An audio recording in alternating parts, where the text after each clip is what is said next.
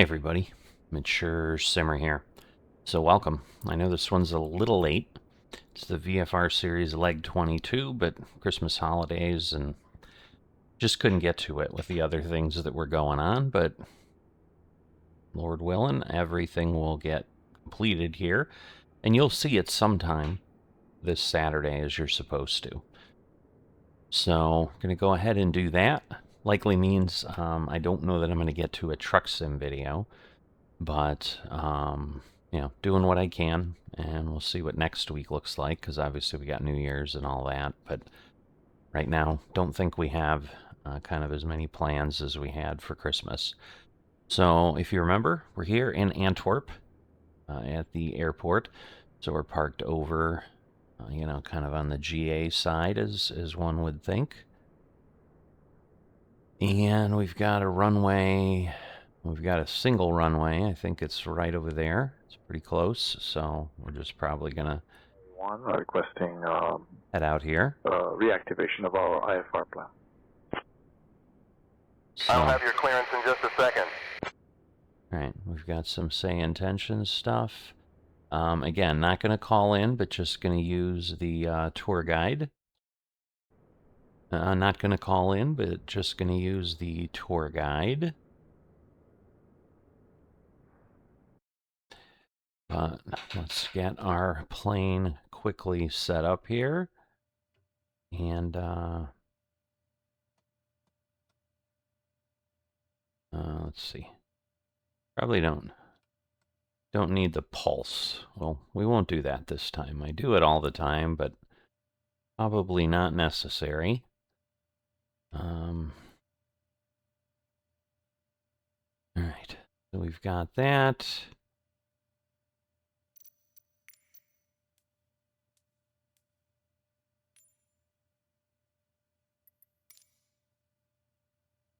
Got our fuel set. Move our prop up. Get our fuel there. Get rid of a few things here. And we should be able to get the starter going, get the ignition on, and hopefully things will go.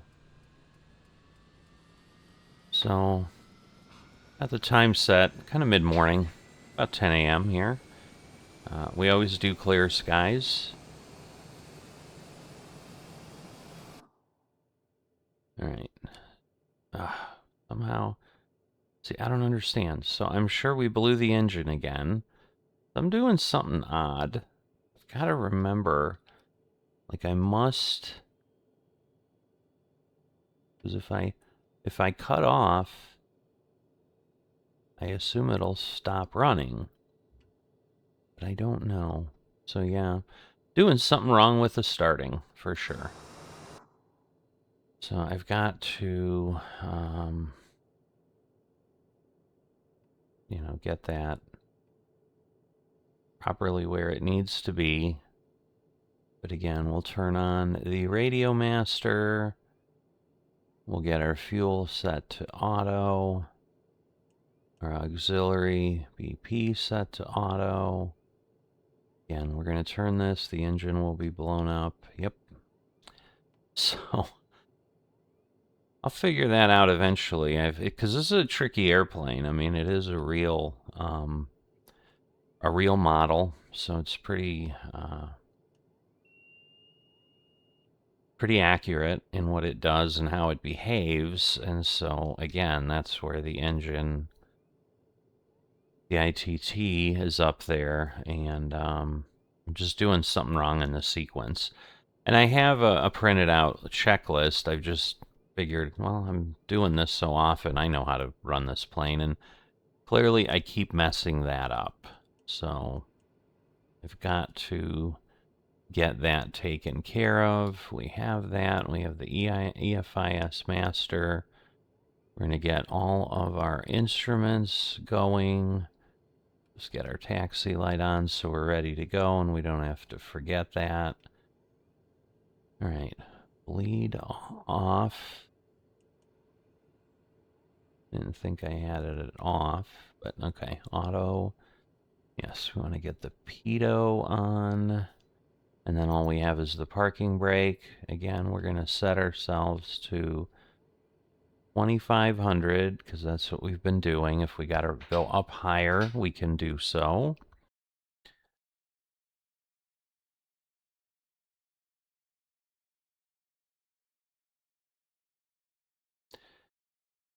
So before we get going, this is our route today. So we're going here from Belgium. We're going to pass through through France, come back into Belgium, then cross over the English Channel and head into England, and ultimately land at London City Airport.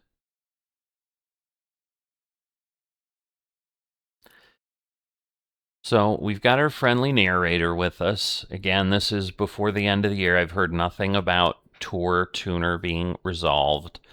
So I don't know that I'm going to go ahead and even have her try to load the tour, because I probably will, because I think that way she doesn't necessarily speak at other portions and just tell us, hey, there's this airport, and kind of be repetitive to some degree.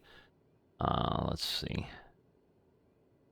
We want to go there, and again, we'll get ourselves up to that. We need to change this over to the GPS, and of course, to do the GPS, we need to import the flight plans. So all in all, I'm just a little bit off, but you can see it's Echo Bravo Alpha Whiskey, Echo Golf Lima Charlie is where we're going to and from, and we have many, many waypoints.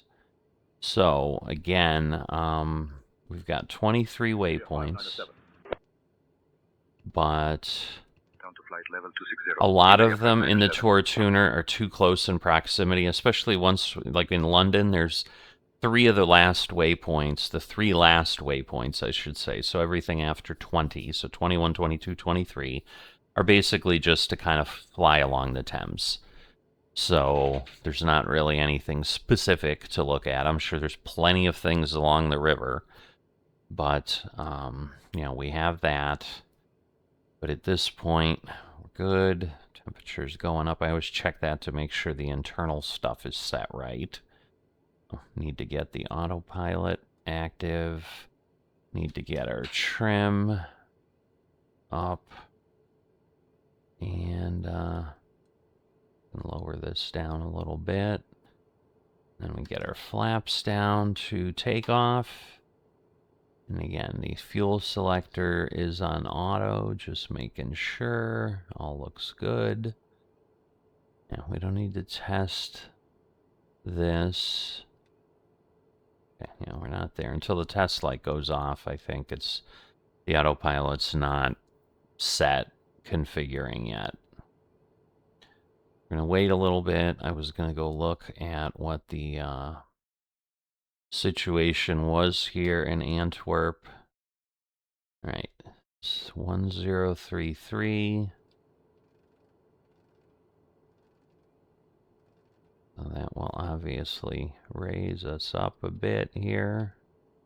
So there we go, about 560 feet. Now the test is off.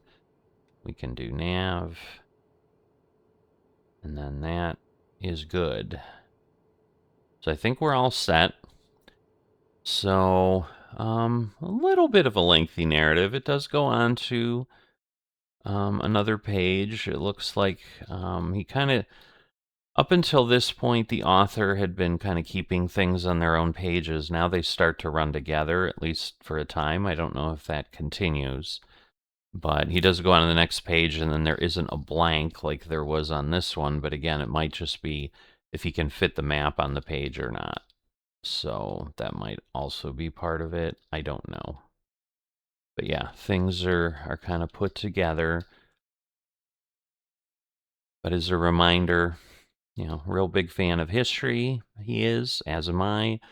But there's obviously a lot of almost everything that we're doing here. Well, everything we're doing is historical as far as waypoints, but a lot of it is World War II, as you might imagine, and I'm sure that's going to continue as we meander around Europe here. So if you're new to this series, first off, welcome, but secondly, your question might be, what's with that flight plan? Like, why is it all over? So again, it's a VFR series. The goal is to be able to see things, and just explore and learn and so forth. So the author took the position of making it a really, really long journey. Over 115,000 nautical miles is what we're going to fly here. So again, this is another example. You can see on the Fly Studios bar at the top, it's showing you 166 nautical miles. That would be the flight. This route is going to be 441 nautical miles the way we're flying. So really getting really close to 3 times the distance it would take. But we're going to see some really interesting stuff in between. There's not much or really of any kind of intro in the beginning. So I am going to get us going, get us airborne, and then we'll talk, because we'll have, as you can see, about 18 miles to the next point. Do I not have the... yeah, no, I do have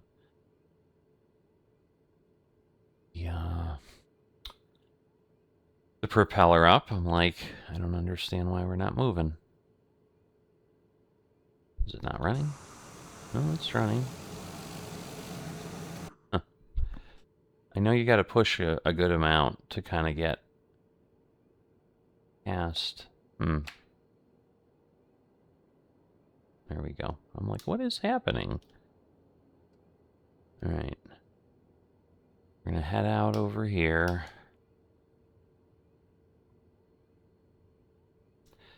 And we'll get out to the runway.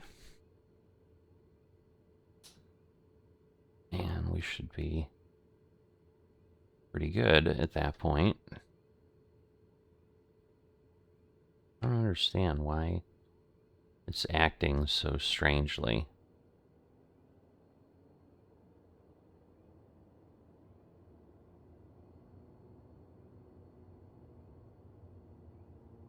Probably going to want to just double check everything before I take off, because, yeah, it's behaving oddly. That's all I could say. So this is runway 11 that we're on. Not necessarily the direction we want to go, but that's okay, because we're kind of ultimately going to go south. Alright,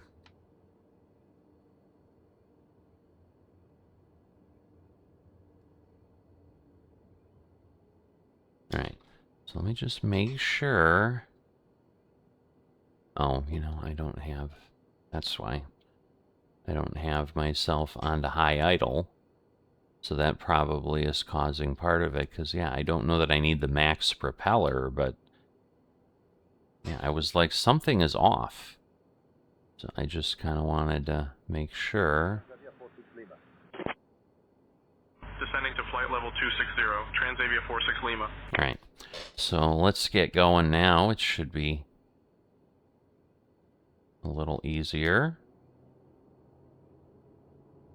There's the torque going up. That's what we want to see.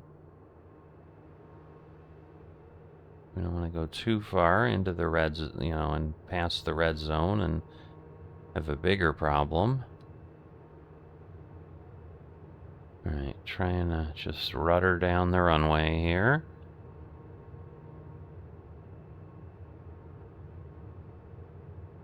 Okay, we should be able to rotate at this point and get ourselves up. There we go. Little slow on the climb, but get gear up. So I see the lever this time. That is good. We're clear. Transavia 46 Lima, contact Brussels control on 125.0. Get our flaps up. That will also help. Switching And then to at Brussels this control point, on 125.0. we're going to get the yaw damper on. Lima. And we're going to turn on that. Get our vertical heading on up. And he should, yes, he's at about 800. So he'll start climbing, and we got 18.3 nautical miles to our first position.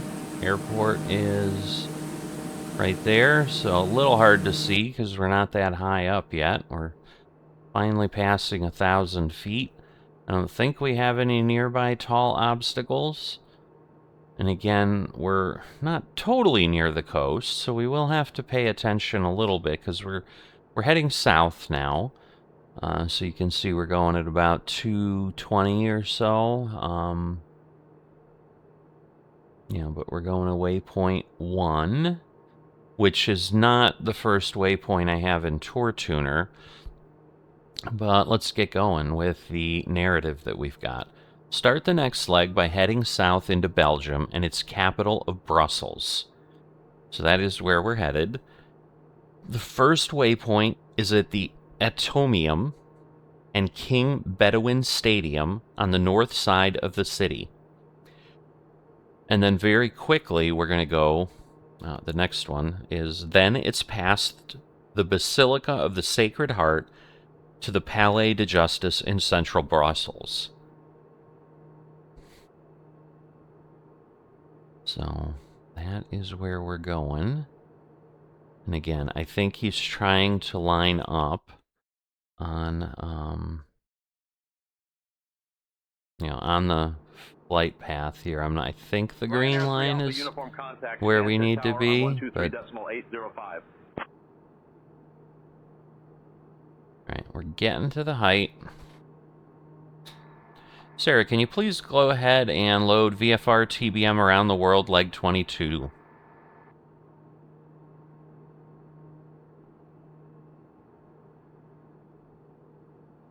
I'm sorry, but I can't find a tour called VFR TBM Around the World Leg 20 Day in this area. Would you like to start one of the available tours instead? Sarah, please load tour ID 1347.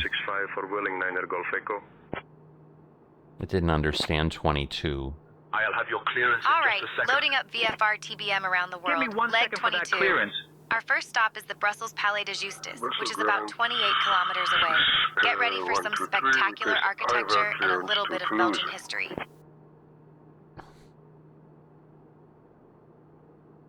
Alright, so I'm going to change this to, I don't know, 1, 2, 3. Because I think we're getting, oops.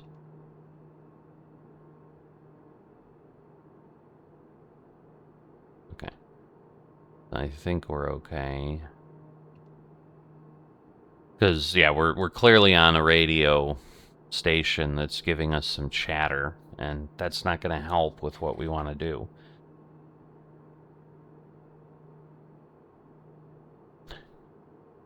So... there seem to be, I don't know if it's just trees, but we're going to get a little ways south. I mean, we're not going to go a huge distance here. But yeah, just, an interesting thing. A lot of what I'll do is I'll kind of give us a view out here. We can see the distance to the next waypoint and, also give us a good view out the window here. So I'm just going to do my regular checks, make sure everything is working correctly. Yeah, you're getting telemetry. You can see where we're at. Again, 165 nautical miles. Time to go and all that won't really work that well, but okay. So your view should be good. I'm not streaming, I'm recording. I've messed that up on one of the golf rounds, but thank goodness I was able to get the video off of the stream site, even though I don't stream typically. If somehow there's a value to that or people are interested in that, I'm not opposed to doing that. It's just it's really hard for me to commit to specific times, so streams would kind of appear out of nowhere.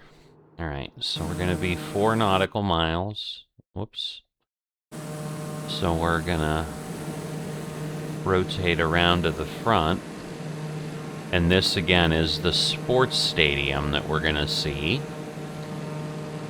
And then we're headed over a basilica to the Palais de Justice, which is going to happen soon. That one will probably trigger her, but then she'll say the tour is over. That's kind of the problem we've got. But I still go ahead and compile these tours now in the tour tuner for the day when it is resolved, which they kind of said end of the year. You know, if we could give them to the end of the year, so I'm not going to start bugging them till mid-January, say. So yeah, I'm not sure. Okay, there's a stadium. That's clearly it. So that's the Antomium, I believe. And then we're doing a slight turn. Only, you know, 3.7 miles. So there will be, I assume, a church around here somewhere. And she should trigger at this point. At our 1 o'clock, just 5 kilometers away, you'll spot the absolutely massive Brussels Palais de Justice. This building is so enormous that when it was completed in 1883, it was actually the largest building constructed in the 19th century. Where? Talk about overachieving architects. Designed by Joseph Poelaert, its dome dominates the Brussels skyline. And locals used to joke that you could spot it from anywhere in the city, even if you tried not to. The building has seen its share of drama, too. During World War II, retreating German forces set it on fire, and the scaffolding stayed up for decades. Some say it was Belgium's most persistent landmark. The Palais de Justice is still the Supreme Court of Law for Belgium. So if you ever get a parking ticket in Brussels, just remember, this is where the big legal magic happens. And with that, we've reached the end of our tour. We've soared over everything from the historic fields of Waterloo to the mighty Citadel of Namur, and even caught a glimpse of the Dunkirk beaches. Alright, well, she's giving you a little bit of a spoiler of what's coming up, because, yeah, and that's the confusing part. She clearly sees the tour. She sees the waypoints, but it just doesn't work. And so one of those is exactly where we're headed now.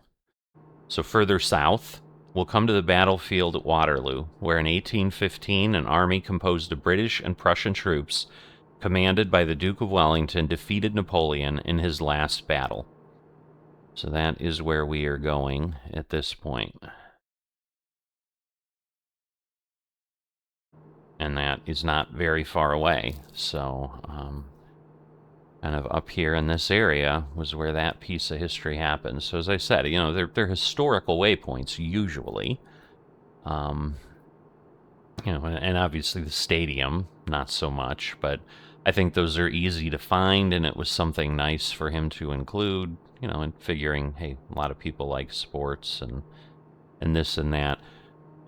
There aren't too many long legs, but I still may become a little quieter at some point. It's just challenging to just talk about things, frankly, babble on for, you know, 2-3 hours, however long this will take. Now, the last leg, I think, was 650 or so nautical miles, and I think that took almost 3 hours to do. So I'm thinking this may be closer to 2. Oh, speaking of, what I didn't do is get myself up to TBM speed, and then that will move us along quicker. So just want to be careful. I'm not sure what this is beeping about, but what's the message? Oh, arrival at waypoint 3. Okay, so yeah, we're a mile away here, so I'm guessing this space here is kind of where the fields of Waterloo were. I mean, trees could have grown in 200 plus years, but it's around here for sure. So yeah, so I think we're there, and now we've got a little bit longer to the next waypoint. Let's see, about 21 miles. So again, we'll get the, whoops, yeah, this is a lot more bumpy this time, or jumpy.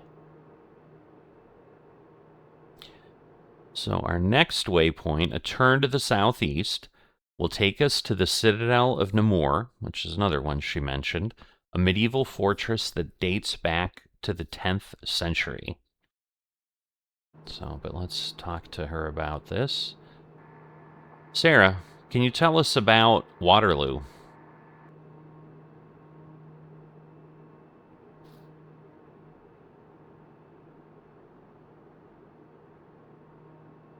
Waterloo is famous for the Battle of Waterloo, which took place on June 18, 1815.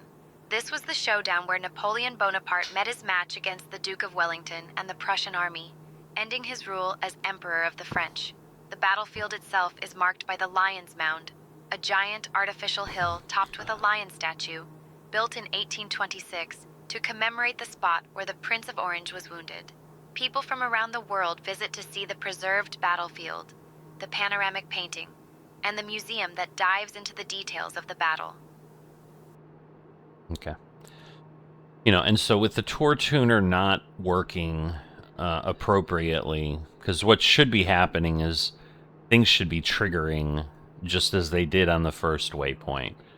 But again, I load that because what I found when I tried a leg where I'm like, well, I know it's broken, I'm not going to load it. Then every time we passed over something, it's like, since you know, we're not on a tour or whatever, I don't remember what her wording was. But it's like, I'll let you know, we're flying near whatever, and it was usually like, you can see vintage aircraft, because a lot of that was when we were in Russia. And there really wasn't that much. It was legs 19 and 20, so it was a lot of farm fields, whatever, but he only had like 2 or 3 waypoints for each tour there, possibly because it's just hard to get information, but also, frankly, possibly because it's just a lot more sparsely settled. And therefore, things are, you know, not the same there.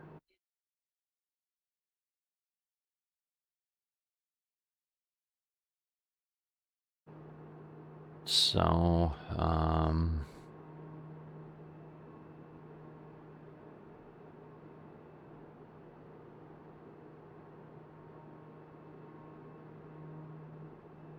so we'll get over, but we're only about halfway. We got 10 miles.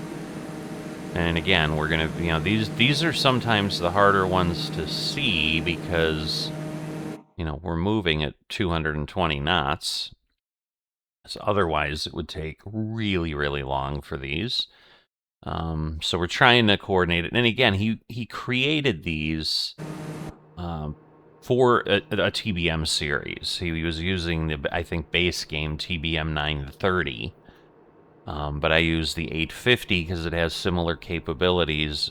Plus, I love the aircraft and the model, other than I keep exploding the engine when I start it up lately. So I'll need to, you know, figure that one out. I guess I keep thinking, oh, if I'm just careful and I don't put the throttle up as high, but obviously something else is causing things to jump. And I'm thinking I'm doing a poor sequence with propellers and all the levers. So just need to look through my setup, and hopefully next week's flight will be better. But after this leg, we have our longest leg at 104 nautical miles. I will definitely, at that point, hop away, or, well, I'll mute and just kind of leave this view. I mean, I may move things around or whatever, but, and at that point, we will move from Belgium into France along that leg, about, I'd guess, 40 miles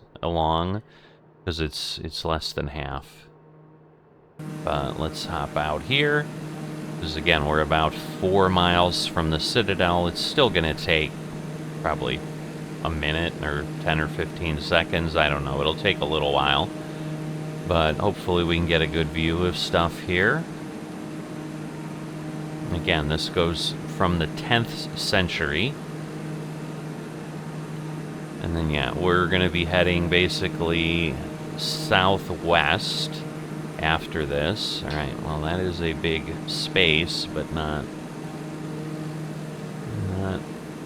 anything that's not modern. So it's either a big parking lot. Yeah, I don't know. All right, where is this Citadel? Oh boy, I'm sorry. I don't know that I see it. Oh, it's probably Because again, we don't fly over it, so it could be... it might? Maybe? Yeah, it's probably that. So... Because again, in that time frame, it's going to be some sort of battlement that you're working with. Right, so now we're going to be 104. It will settle in. But now, turning back to the east takes us to... Well, it's really turning back to the west, so I think he messed that one up. Takes us to the French city of Amiens on the River Somme and its classic Gothic cathedral, which dates back to the 13th century.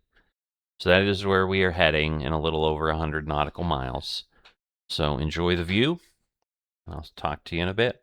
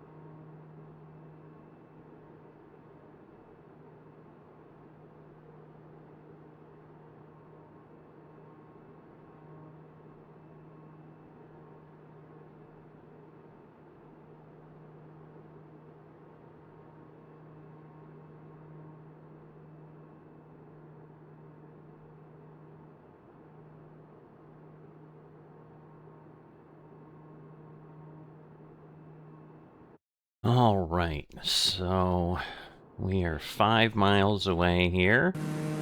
So again, looking for a fancy little cathedral.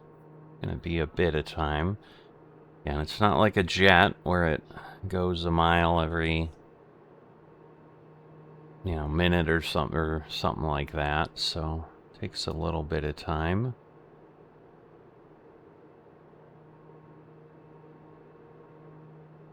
So next leg is 34 miles, and then we've got two waypoints after that. That's a little, there's a little shorter bit of a leg, and but then there's 2 really close waypoints in 7 and 8. 9's pretty close. Then we got 37-mile leg to waypoint 10, and everything else I think is shorter than that from then on, from 10 to landing. But again, we're going to see it's going to be a pretty sharp turn, so it's likely the cathedral's going to be, yeah, see, it's might be there. So, yep, that's definitely a cathedral. So, just hard to make out. Wow. I don't know why it's having such a hard time keeping up with the frame rate today, but it is. Wow. Really hard time. Anyway, that's one of the benefits of doing it, flying it on your own. So, a turn to the northeast will take us over the Canadian National Vimy Memorial, a tribute to all of the Canadians who died during World War II. So that is where we are going now. I'm gonna just take a look at some of the other pieces here. Yeah, it's got frame rate down. It's auto-targeting. But yeah, frame rate is 10 right now. Like, it is struggling. Now it went to 23, so 28. So yeah, just the turn or something? I don't know. And then loading, yeah, frames is, it's doing okay there on map enhancement. But yeah, it was a really sharp turn back, so it's obviously kind of struggling to come back in on the right line. But yeah, now it's saying it's 29 frames a second, which, well, now it dropped to 20, so I think that's what we were seeing a little bit. Still a little jumpy.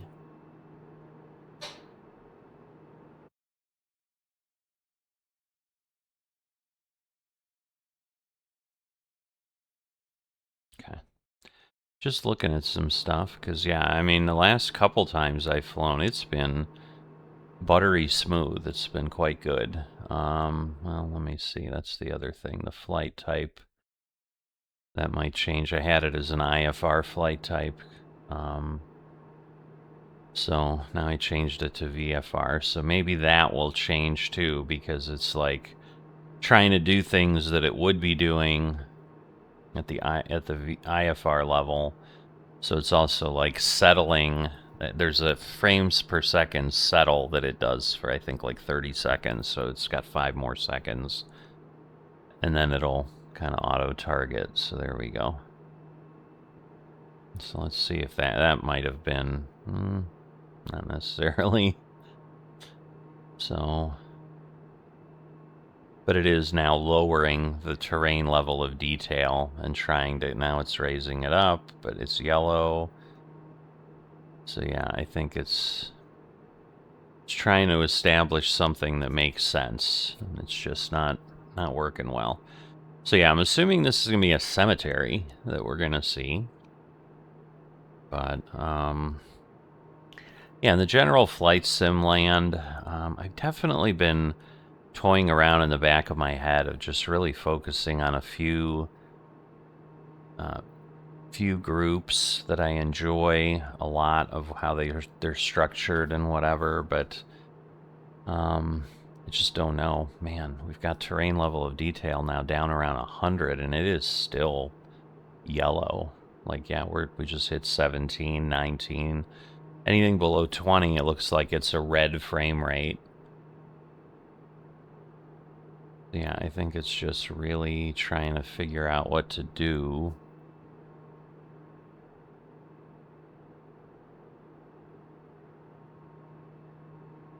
Now, I'm also wondering if, like, to get to green, it really wants a higher level, because it's talking about terrain level of detail. It's got, like, a little note at the bottom of the auto FPS widget that says running between 75 to 450, and we're sitting here at, like, 150. Now we got to 181, 191, 200. Let's see, and now we're down to 11 frames a second, so now it's bringing it back down, because it's like, okay, that clearly is too much detail. It's really hitting the frame rate. So that's kind of what it does. It just keeps searching until it can give you the best experience you can. It's still one of those things between map enhancement and auto FPS for a series like this.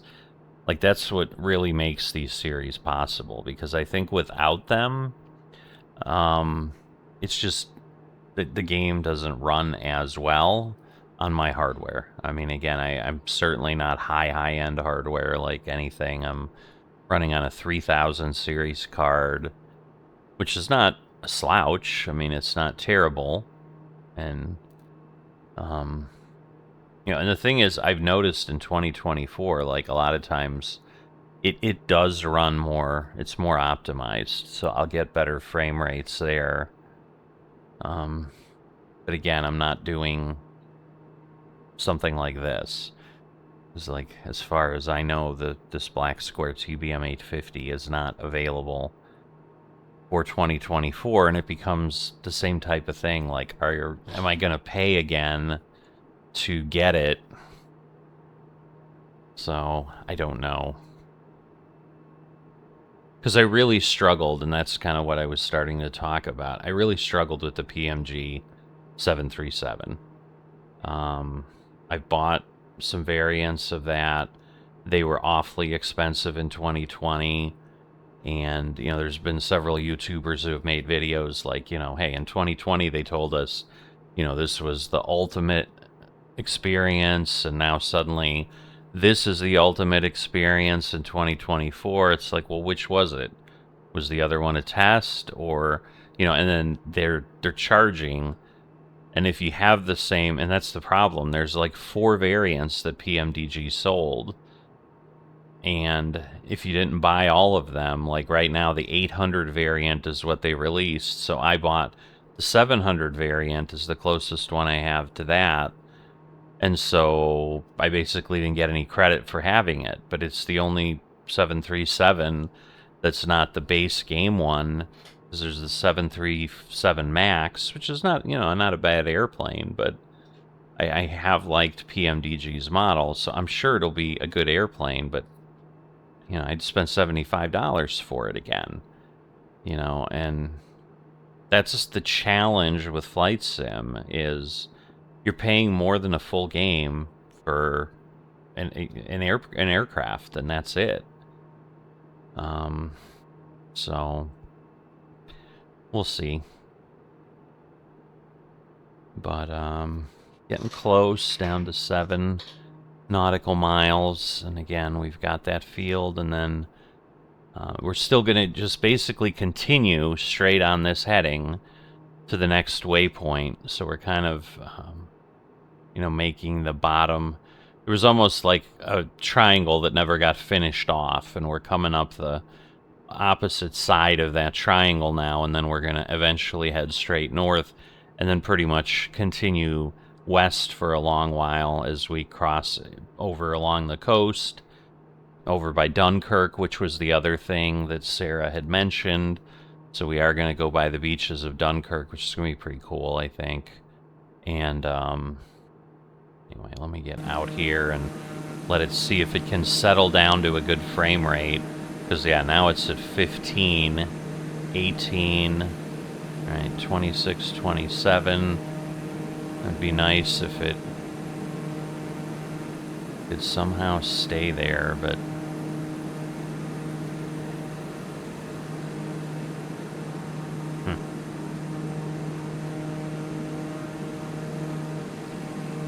Because, yeah, I just don't know if, like, I think it's trying to target 24 is what it looks like, and it's just fumbling around that. But we're close. And then we're just gonna, so it's probably this right here. Yep, almost guaranteed. Yep, we're turning a little bit. But there you go. So that is the Canadian monument to the fallen in World War II. That's probably the cleanest view of anything we've gotten here, that we're like really certain that's what we got. Right, so less than 20. And so right now, continuing on, takes us to the classic star-shaped 17th century Citadel of Lille. And you know what I've been neglecting? I'm sorry, I have not had Sarah tell us some stuff. So we're going to try to catch up here, but we'll go backwards. Sarah, can you tell us about the Canadian National Vimy Memorial that we just flew over?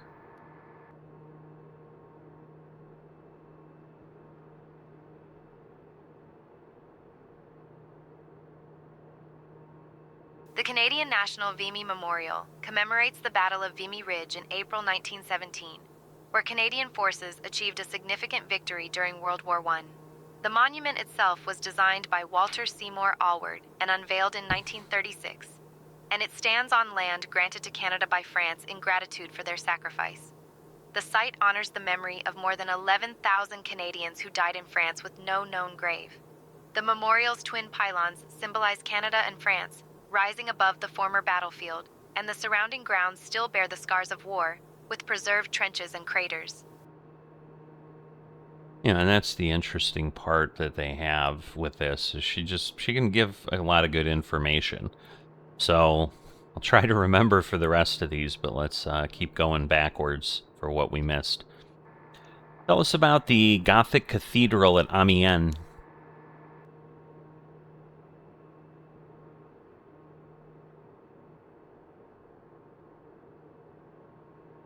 Amiens Cathedral is a masterpiece of French Gothic architecture, built between 1220 and 1270. It's the largest cathedral in France by interior volume, and its soaring nave was designed to impress both the faithful and rival cities. The cathedral is famous for its intricate facade, packed with hundreds of statues, and for its labyrinth, which pilgrims used to trace on their knees. During World War I, sandbags and scaffolding protected the cathedral from artillery damage, and it survived almost unscathed. Yeah, and I was clearly off. Like, I thought the memorial for the Canadians was World War II is what I read, but it does say World War I. I misread it. So it was great that she explained that to us. Please tell us about the Citadel of Namur. And I think that catches us up.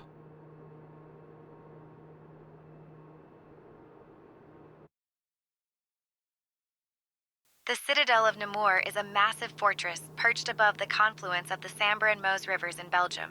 Originally built in the Roman era, it was expanded over centuries, especially in the 17th century by military engineer Vauban. The citadel has seen countless sieges and battles, serving as a strategic stronghold for various European powers. Today, it's a popular spot for visitors who want to stroll its apron arts or enjoy panoramic views of the city below. There's even a network of underground tunnels, perfect for anyone who enjoys a little mystery with their history. A little mystery with their history. Well, there's a rhyming phrase. All right, so we're getting close enough. We're going to have her tell us about what we're approaching. Please tell us about the Citadel of Lille.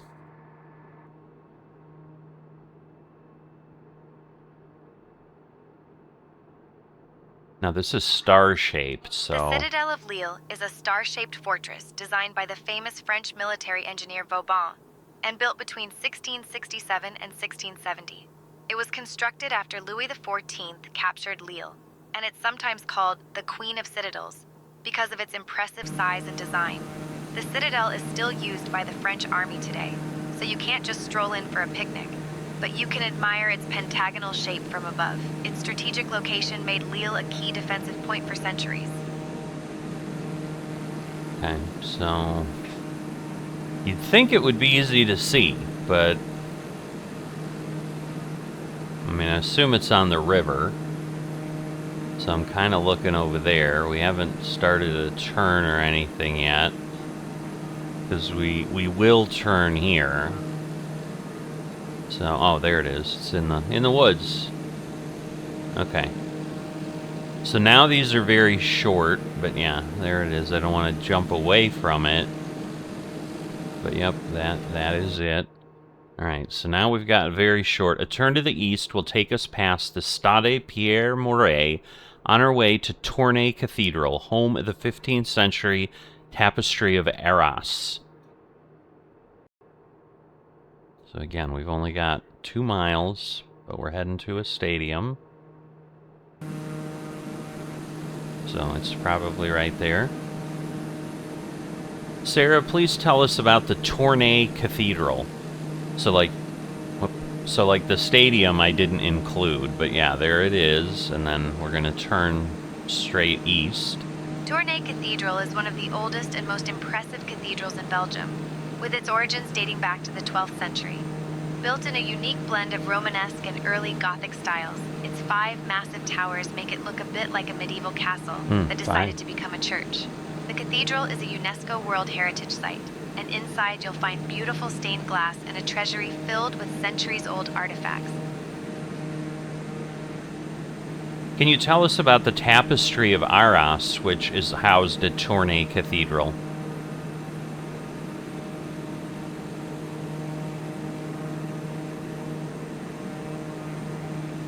The Tapestry of Arras is a famous medieval tapestry originally from Arras, France, but many such tapestries were moved or lost over the centuries. While Tournai Cathedral is renowned for its architecture and art, it is not specifically known for housing the Tapestry of Arras. Oh. Okay, so maybe this is it here? Could be. Alright.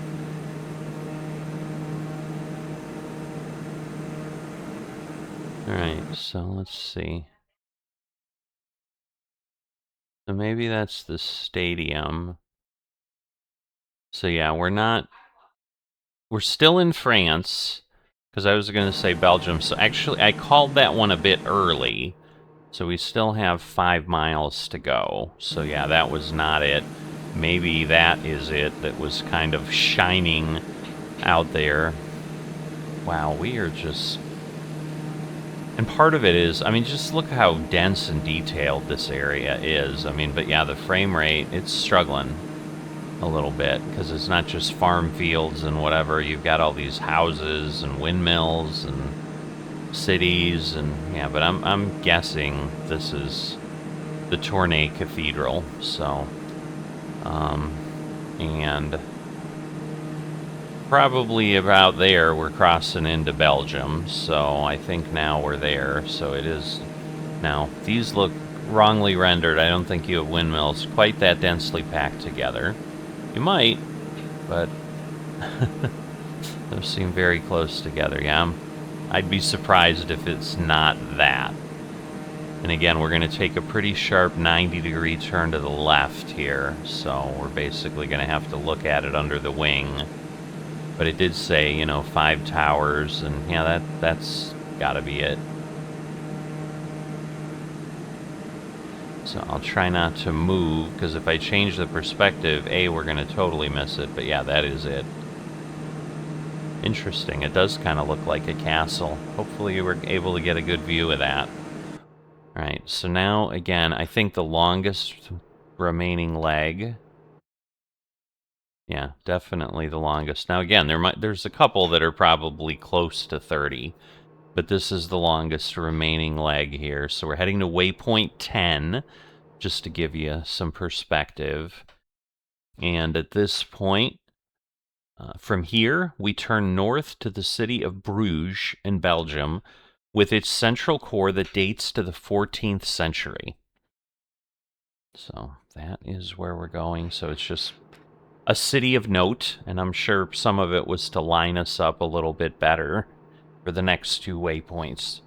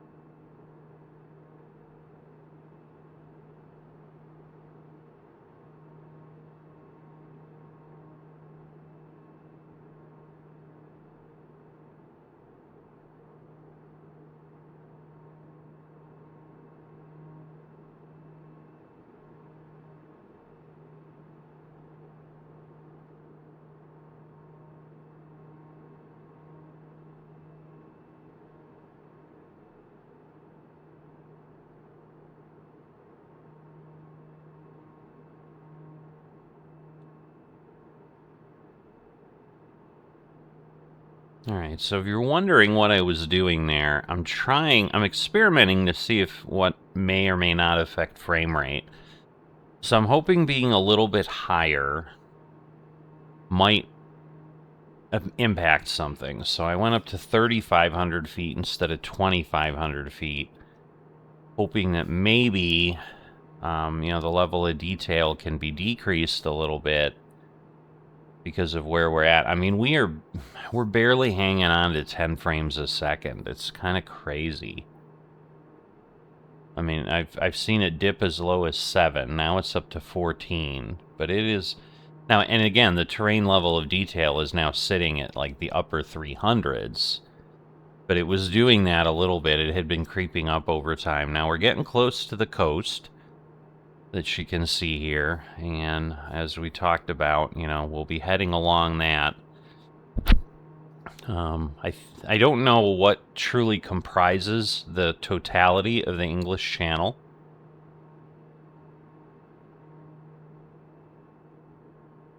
So I don't know if it's just the little piece between France and England that we're going to be heading over in this process. We were down to 7 there, so that was the freeze. There's 7 again. So, yeah, it's interesting the way this is working. And I wish there was a way for it to do it a little bit better, but wow. And sometimes it happens. I'm just worried as we get near London, like, what's London gonna be like? Given, the amount of detail that I'm sure is there. It's gotta be insane. I'm trying to remember, like, I don't have... Yeah, to my knowledge, there's nothing else really running. I mean, the only thing I can try to do is, let's see. Just trying to turn off a couple things, but I can't really turn off one of them without causing a significant impact, but... Oh, let me see.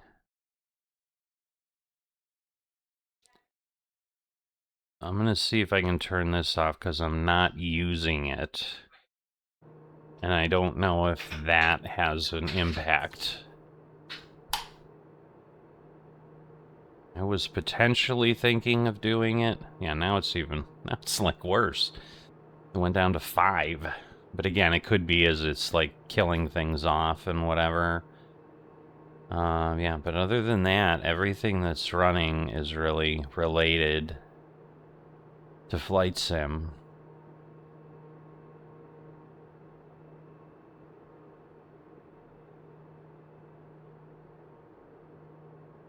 Well, I'm trying. I am trying. All right. Sarah, tell us about Bruges. So, that is Bruges, 2 kilometers away.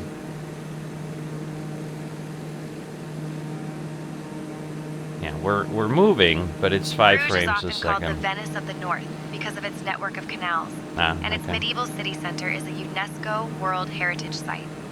The city thrived in the 13th and 14th centuries as a major trading hub, and you can still see the old market squares and winding cobblestone streets from above. The Belfry of Bruges, which towers over the city, was built in the 13th century and has survived fires, lightning strikes, and even a collapsing spire. Bruges is also famous for its lace-making tradition, and of course, its chocolate. Locals claim you haven't truly tasted chocolate until you've tried it here. Alright, well, we did see there was a tower that I'm sure was the Belfry.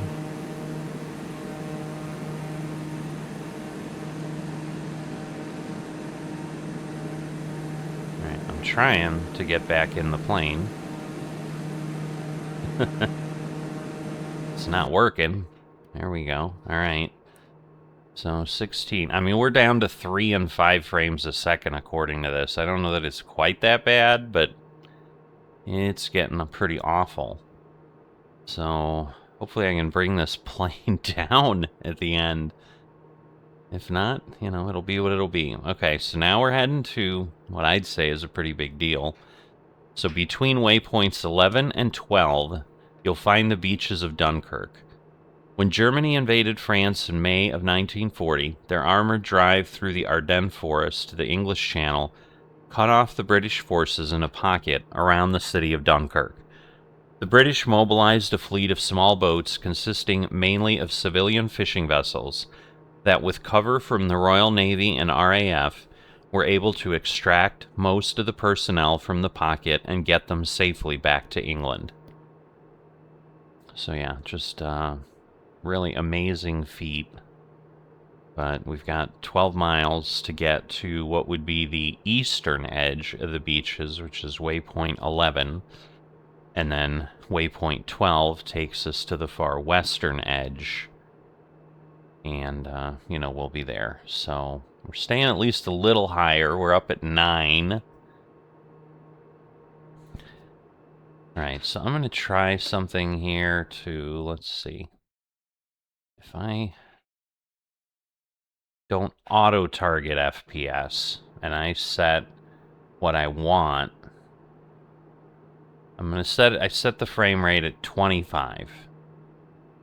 So I'm going to see, and then if it lowers the detail to get there, like that's what I needed to do. But I had auto-target FPS, and it had lowered itself to auto-targeting 4 frames a second, which I think is why we were really running into a problem. Now, again, it's still hovering at 9 and 10, according to this. Like, it's not changing, but now it's lowering the terrain level of detail.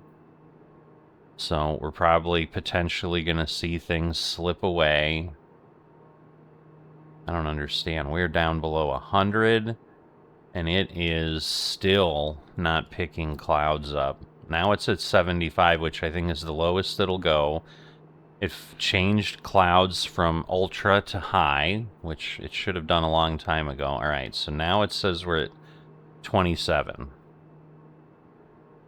And so this is kind of the value of the auto FPS thing, because what it should be doing is changing things in the game. And yeah, we don't have, like, the fields are now just, you know, brownish. You're not seeing a lot of texture in them, but I don't know that that matters as much. So let's see, if we go out here, I guess it's a lot less jumpy. So that will hopefully help. Now again, I don't think it can lower the terrain level of detail any further. It could certainly lower the clouds, but to me, see, and I don't know, maybe it's the fact that it's hazy, which it certainly is. But yeah, we're coming up on the beaches here.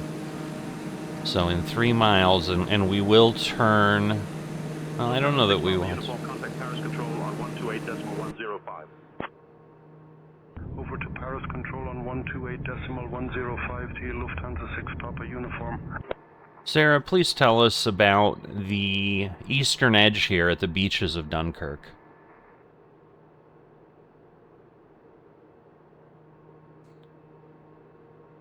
I'm going to go back down to 2,500. The eastern edge of the Dunkirk beaches is where the famous Dunkirk evacuation, also known as Operation Dynamo, began in late May 1940. Over 338,000 Allied soldiers were rescued from these sands under constant fire, using everything from warships to fishing boats. The beaches here still show remnants of wartime defenses, and you can sometimes spot old concrete bunkers peeking out from the dunes. Locals say that on quiet days, you can almost hear echoes of the chaos and hope that filled these shores during those 9 desperate days. Alright, and I'm not sure that we're going to get anything significantly different on the other end, so I will just, you know, that covers the beaches in general. But now that we've got some good frame rate, let's just take this in a little bit, because yeah, we are now heading toward waypoint 12, so 13 miles before we are past them. So if there is detail, you know, that we would be able to see. I don't know that you could from this far up, but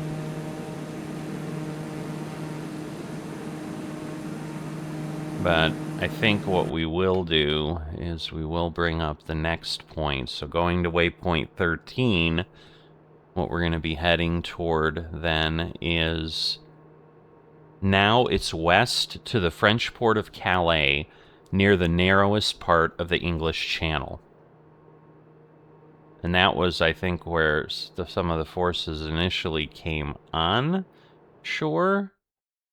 But then obviously they kind of got trapped in between. And again, there's some distance to get to Calais, but, you know, we've still got to get to waypoint 12. So we are still in Belgium right now. We haven't crossed over to France, but we're getting close. And so we do head generally westerly now. Now again, we're going a bit southwesterly, just slightly. You can see we're basically on heading to 25, maybe. If this continues too much, I'll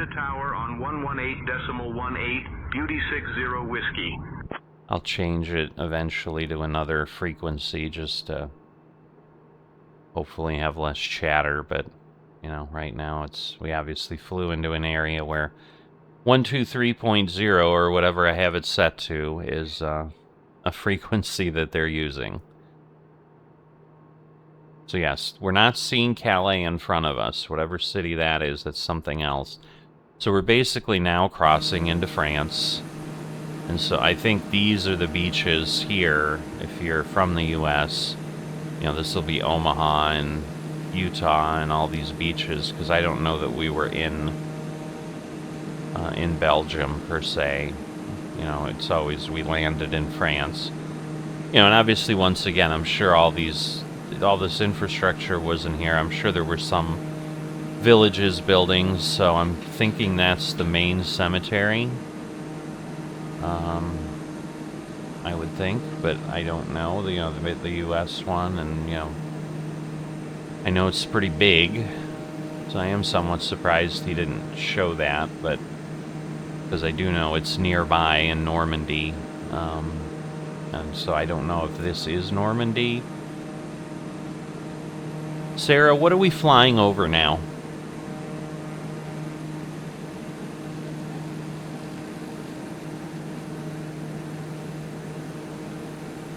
Right now, we're flying just west of Dunkirk, and below us is the sprawling west edge of the Dunkirk beaches. This stretch of sand played a starring role in World War II during the legendary Dunkirk evacuation, where hundreds of thousands of Allied troops made their daring escape in 1940. If you look closely, you might spot remnants of old bunkers and sea defenses poking out from the dunes. Nature and history sharing the same real estate. The beaches here are also a favorite for kite surfers, and on windy days, you'll see more colorful sails than a regatta. Alright, so now we're turning over to Calais, waypoint 13. Again, there are 23 waypoints, and then, you know, the airport, which is always, you know, I guess you could say the next waypoint. So, while we have a little bit of time, I am going to plan out my... see what my runways are. So I have 0927. So yeah, we're coming in from the west. You know, we'll be heading east.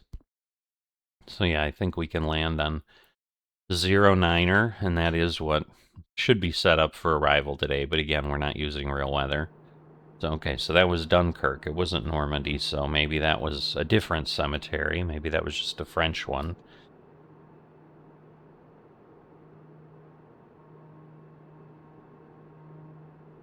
Alright, so yeah, I think my secret is I need to not auto-target FPS. I just need to let it do its thing. Now if I raise it, I'm going to try to raise this to 30.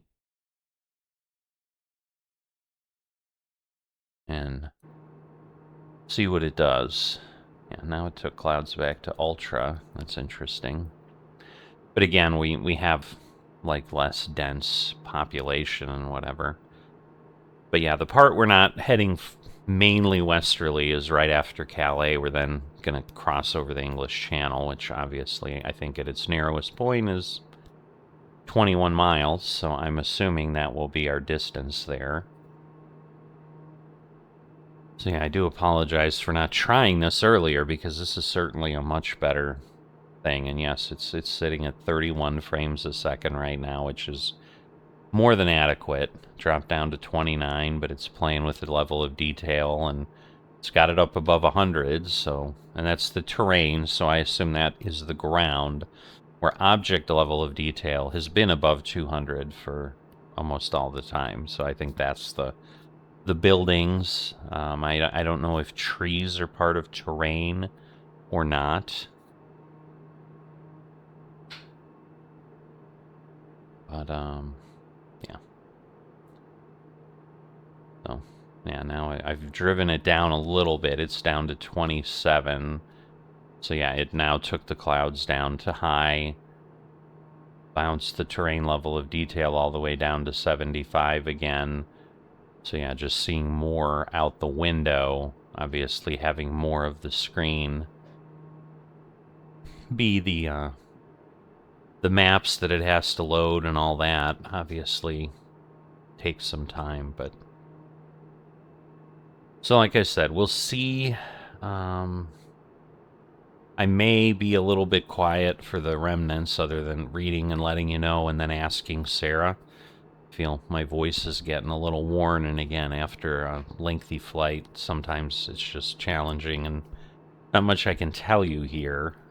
It's, you know, farmland, where we know we're headed to Calais, so we can get closer. Probably now is a good time. Sarah, please tell us everything you can about Calais. That might be a dangerous request, but we'll see.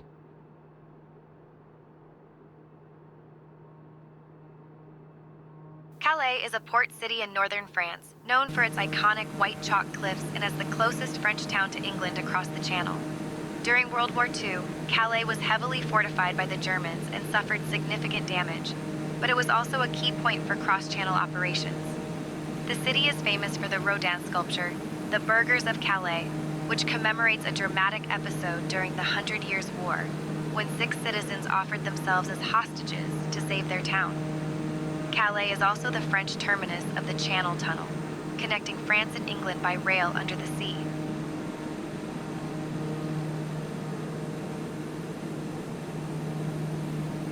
Alright, so now we're turning. Like, I don't know if we'd be able to tell. Maybe it's there?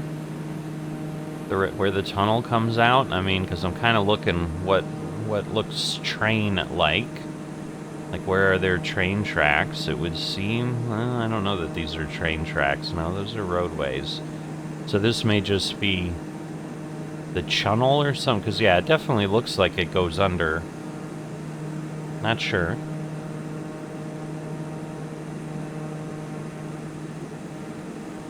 Alright, so the next point, a turn northwest will take us across the channel to the English town of Dover and its famous white cliffs.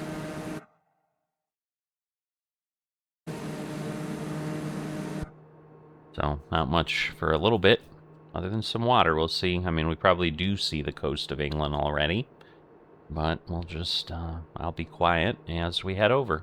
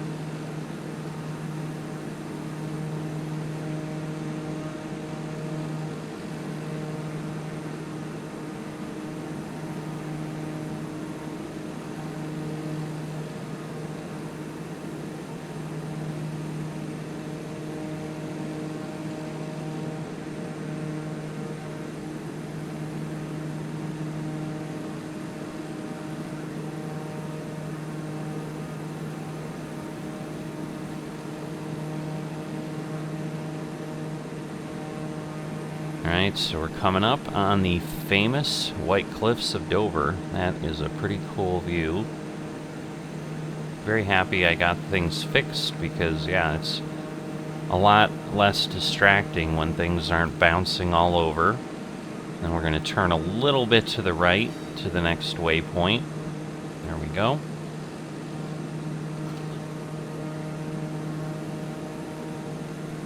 So, welcome to England, or the United Kingdom, and we'll be heading on to our next waypoint.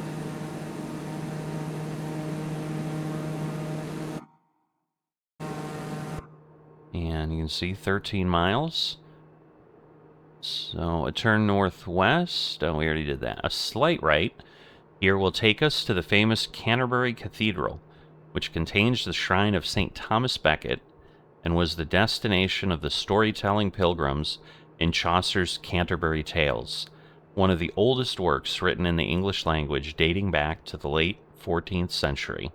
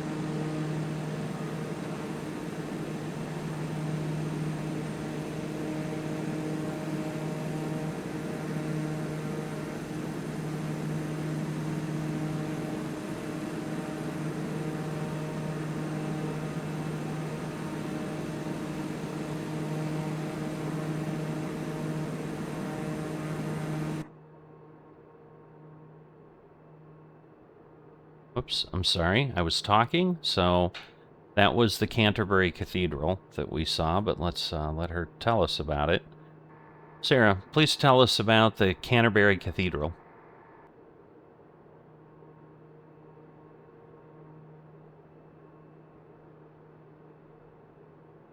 Canterbury Cathedral is one of the oldest and most famous Christian structures in England, with its origins dating back to 597 AD.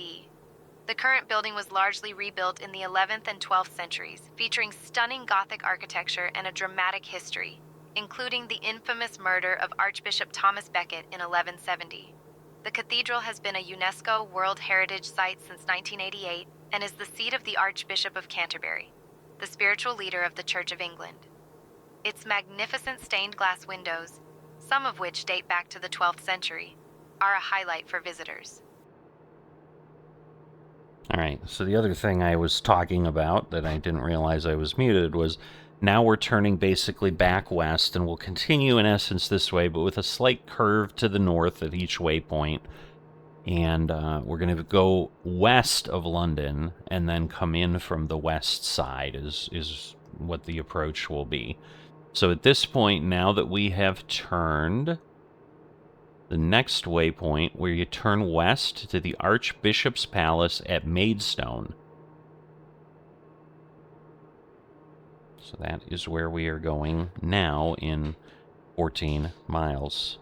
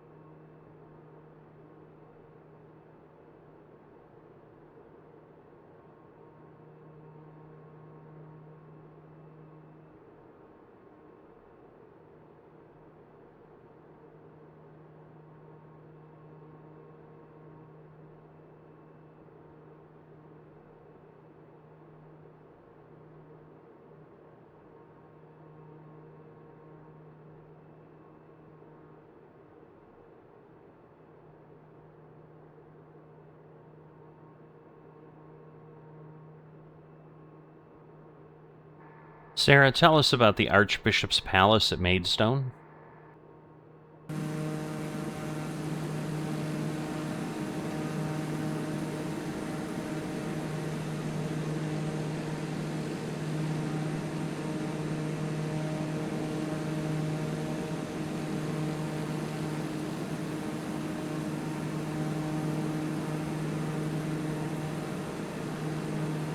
Sarah, can you tell us about the Archbishop's Palace at Maidstone?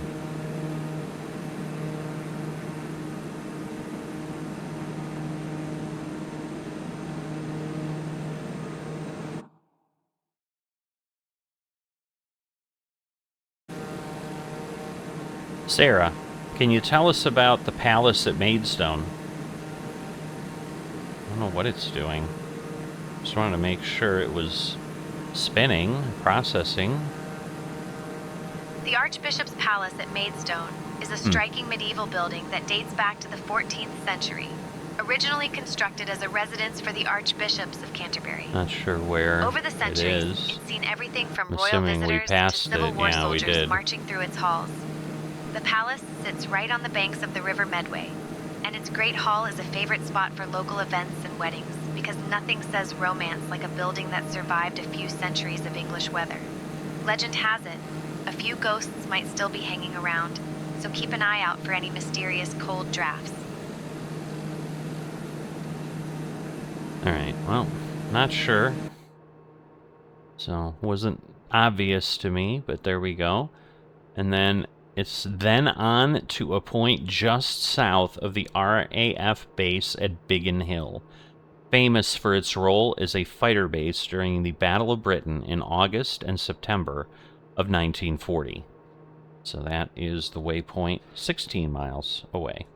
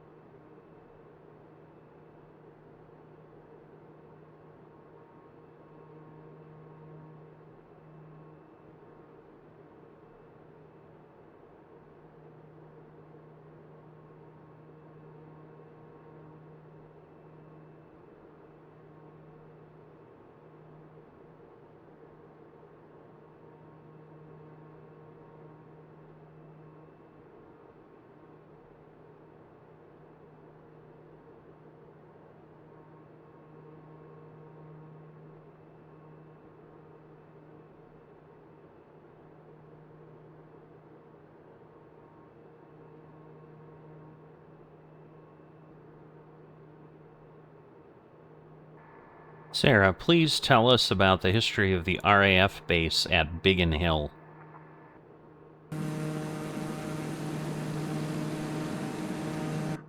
we've got a little ways to go. Biggin Hill RAF base played a crucial role during the Battle of Britain in World War II, serving as one of the main fighter stations defending London from Luftwaffe attacks. The airfield was home to Spitfires and Hurricanes, and its pilots became legendary for their bravery.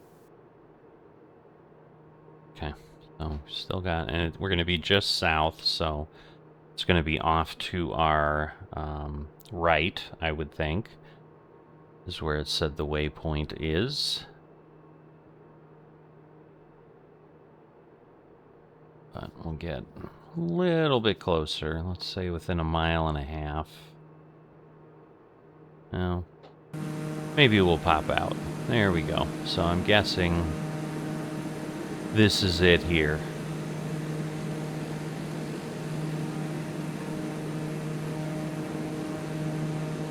Yep, that is definitely an airport.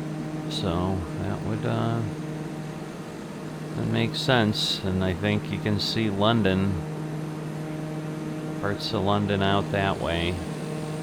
So all over here, so they'll be taking off, helping to defend. Pretty cool. Nice to, it's nice to understand the logistics. Alright, next up is Hampton Court Palace. So we're going to a palace in 14-ish miles. It's 13.9. City Tower on 118.08. I'm thinking 118.08 for Flyer 39 Romeo. Good day. that may be where we're going, is City Tower, because we're going to London City Airport. With UK So. 15 November. Romeo contact London Gatwick Tower on 124.23. Yeah, we may need to change. 124.23 with UK 15 November Romeo.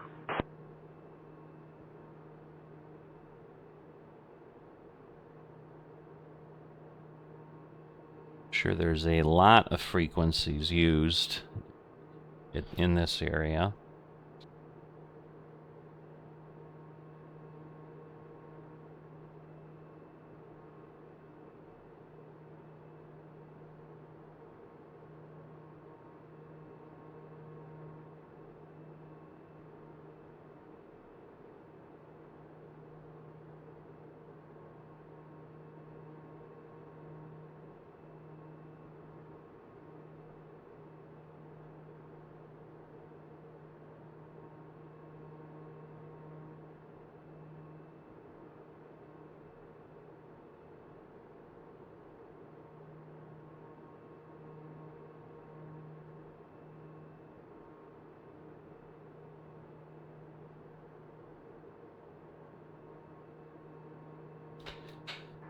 Sarah, please give us the information you can about Hampton Court Palace.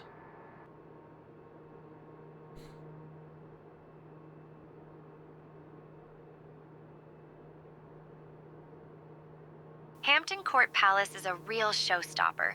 Built in the early 16th century for Cardinal Thomas Wolsey, before Henry VIII decided he liked it so much he took it for himself. Talk about an upgrade. The palace is famous for its grand Tudor architecture, sprawling gardens, and the world's oldest surviving hedge maze, which has confused visitors since the 1690s. It even has a haunted gallery where Catherine Howard, Henry VIII's fifth wife, is said to have run screaming for mercy. Spoiler alert, it didn't end well for her. Pilots might appreciate that the palace sits right on the River Thames, making it easy to spot from the air with its distinctive red brick and chimneys. That's an interesting looking thing, whatever that is. They just towers, like water tanks that got messed up. Alright, so the palace is on the river. Alright, we're still 3 miles away. So maybe it's further up, or I don't know, that might be 3 miles there. I don't know how to gauge the distance. Contact London Control on 126.08. Frame rate has fallen down a bit, so I think just all the complexity here is getting a bit much. Okay, so that is probably it there. This is going to be my call. I don't know if we can see the hedge maze much, but yeah, I'm thinking these grounds are all part of it. Yeah, we're dropping down. Oh, there's a golf course here. We're dropping down to 10 frames a second again. So we may just have so much going on that it's just difficult. But yeah, that is definitely the palace. So we're kind of in the middle of a sentence with like 3 or 4 waypoints. So yeah, there's some of the hedge maze and stuff. So there you go. So the next point is then Windsor Castle on the outskirts of London. And then there will be another point after that. And when we read the next one, we'll kind of just finish up what we have.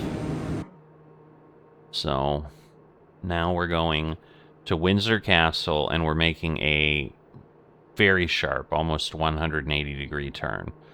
So I'm sure that's going to make everything more difficult to see and all of that. But we'll do what we can.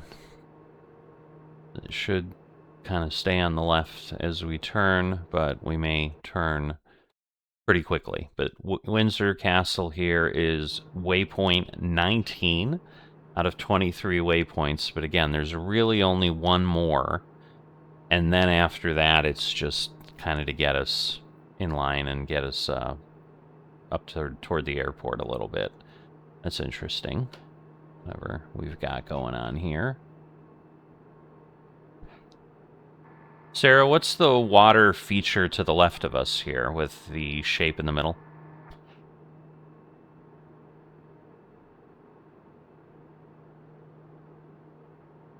That's the Queen Mary Reservoir. Built in the 1920s, it's one of London's largest reservoirs and supplies water to the city. Plus, that island in the middle is actually a bird sanctuary, so it's a bit of a VIP lounge for local wildlife. Okay. Sarah, tell us the wonderful history of Windsor Castle. I think it's right there. So, 4 miles, but we'll let her talk. Windsor Castle is the oldest and largest inhabited castle in the world. Originally built by William the Conqueror in the 11th century. Sorry. It has been home to 40 monarchs, and Queen Elizabeth II spent many weekends here. The castle survived the English Civil War, a massive fire in 1992, and countless royal dramas. Imagine the stories those walls could tell. The Round Tower is its most iconic feature, and the castle grounds cover 13 acres, including St. George's Chapel, where many royal weddings and burials have taken place. I don't know that I had any idea that it was the oldest castle in Europe. That's cool. So, this is exactly why I do this series and why I fly these. I mean, you know, if I wasn't doing the series, I'd still be flying these, but that's why I thought this would be really cool to share with folks if they wanted a pretty unique experience that you can use Flight Simulator for and get some things. So, alright, so we're literally turning to 90 degrees. We don't have that far to go, so hopefully we can get back in line. Because, yeah, it's a sharper turn. So the final ending of the sentence, but again, we'll finish up what they have to say, where we turn back east to the Royal Botanical Gardens, then loosely follow the Thames River to a landing at London City Airport, just east of the city's core. There are literally dozens of POIs in the London area, so definitely plan to take a slow mover up for a sightseeing tour before heading off on the next flight. And that ends the official narrative that we have here. But, like I said, we're going to have to turn, and then I'm sure turn back to the left. I mean, that may be... No, that's probably too far away. So, we'll see. So, we're 8 miles away, so we should be okay. Because I'm sure at this point we're like heading back, and then we'll turn left to get back on. You see, oh, are we like near? We're near an airport. That's a big airport, whatever it is. I don't know if that's like Gatwick or Heathrow or none of them. But I just know we're heading to the gardens. At this point, yeah, I'll probably stick with you till the end, because I don't think we have super far to go. I know those last 3 waypoints, there's a little distance between the Royal Gardens. 202, contact London Control on 129.43. Switching to London Control on 129.43 on China Eastern 202. Yeah, there's a little distance between, and at this point, I think we'll go down to 2,000. I was going to say I'll go to 1,500, but that might be just a bit much, so... Alright, we'll arm this. We'll head on down. We'll get our landing monitor out, which unfortunately will show... Well, you know what? I'm going to put it away for a bit. Just wanted to see. We're at 1,700. So the city's about 500 feet. So yeah, if I go down to 2,000, we're going to be basically 1,000 feet above ground level. So, alright, we should be right here. Sarah, tell us about the Royal Botanical Gardens.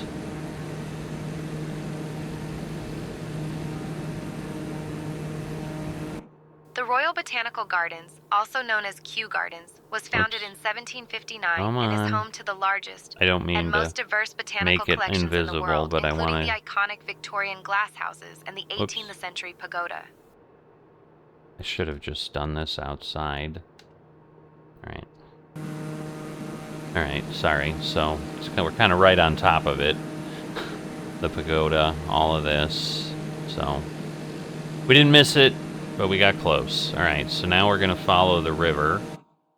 as it said, as it meanders through the city. But yeah, I wanted to slow us down, which doesn't seem like we're doing. No, we're not. I don't know what the deal is here. Alright, maybe that is up and not all the way. No, that's down. I don't know what it's doing. Alright, well, we'll do that and slow down some more.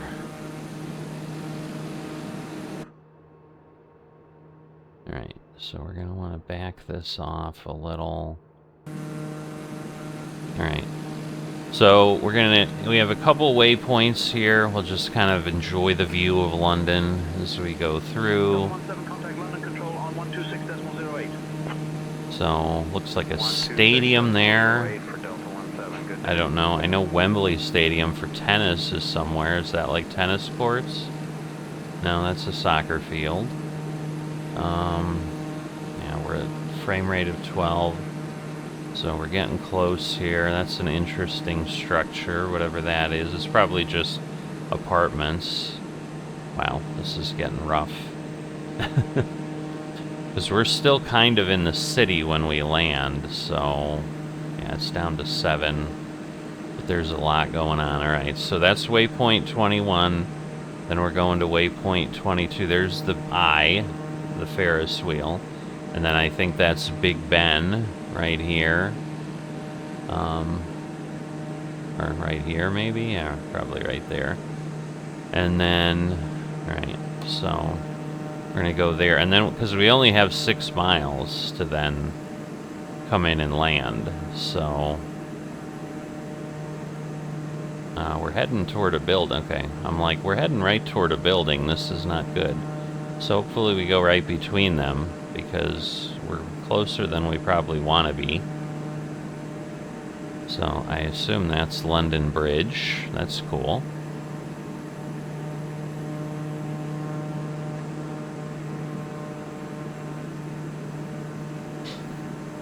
Alright, and then at this point, we're 6 miles out from the airport.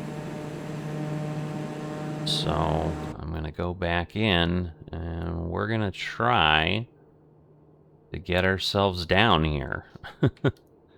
It's going to be tricky, I'm sure.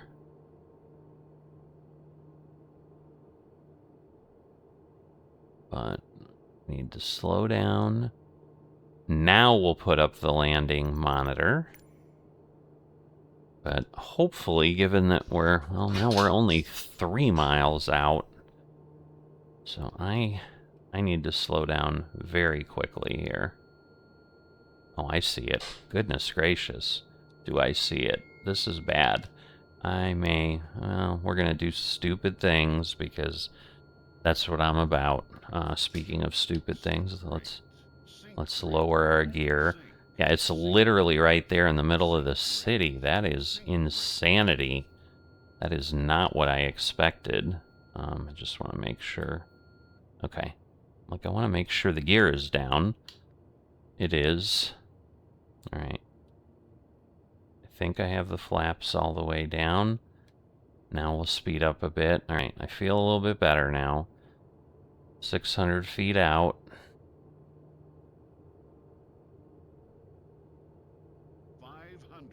Yeah, I was not expecting it there, and then I'm looking on Navigraph. I'm like, we're 3 miles away. It's got to be right here.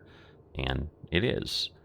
Yeah, well, I'm sure they have to keep this empty, or you'd never have a glide path. Although it's saying I'm low, which seems weird because I feel high. But okay, but the PAPI lights are all red, so I guess we'll pull up a little bit. I need to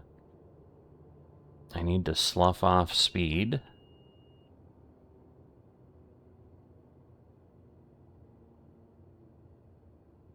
Alright, hopefully I can make this work. We probably are very low. Alright.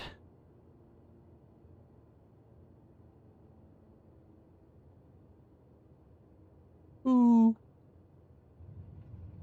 It was kind of sloppy, but it worked. We did have a bounce, but that's okay. So, we made it. Don't know how, but we did. We have wheels, because we're still rolling. Whoop. Alright, we're not going to go very far, because clearly this is not an airport that's going to give us great frame rate. No matter what we try. So there we go. And we'll set our parking brake. And turn everything on. Whoop, turn everything off. We are good to go. So let's see. Any nice views out here? But yeah, that is... It's only a 4,000 foot runway, 5,000 foot, 4,900 feet. So you're definitely not coming in here with a big jet. Alright, I think turning that off might have not mattered. I think I need to cut everything off. There we go.